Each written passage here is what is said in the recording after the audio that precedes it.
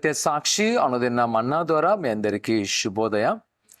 నేటి యొక్క ఉదయకాలము ఉదయం 10 గంటలకు పరలోక కుటుంబ పరిచర్యలో పరిశుద్ధాత్మ అగ్ని సదస్సులున్నాయి. ప్రతి వారు సకాలం వచ్చి పాల్గొవలసిందిగా కోరుకుంటున్నాను. నేటి యొక్క సూచన మాట 1 యోహాను పత్రిక 4వ అధ్యాయము 8వ వచనం. దేవుడు ప్రేమస్వరూపి, ప్రేమ లేనివాడు దేవుని ఎరుగడు.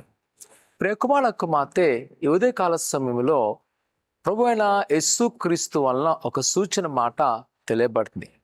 అపోస్తలుడైన యోహాను గారు తన కలిగిన దర్శనాల్లో దేవుని గురించి మాట్లాడుతున్నప్పుడు ఆయన చెప్పిన ఒక మాట, లేదా ఆనాటి క్రైస్తవులకు ఉండవలసిన ఒక విలువ ఏంటి అంట, ప్రేమను కలగొండం.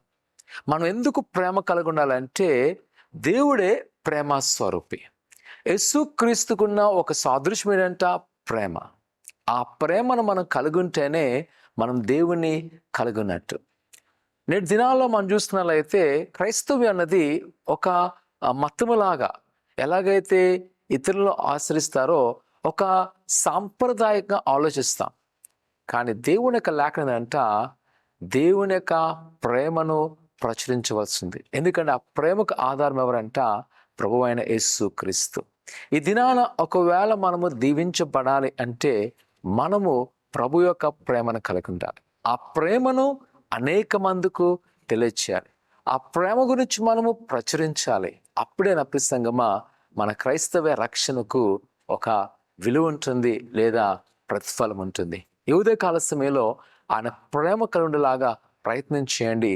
దేవుని పట్ల గొప్ప కార్యం చేయను. ప్రార్థన చేసుకుందాం. పరిశుద్ధుడా దేవానికి కొన్నారు, నీ బిడ్డలైన వారిని జ్ఞాపకం చేసుకొని నీ దీవెన, నీ ఆశ నింపండి. వారికున్న కొద్దులు, వారికున్న ఆటంకాలు తొలగించండి.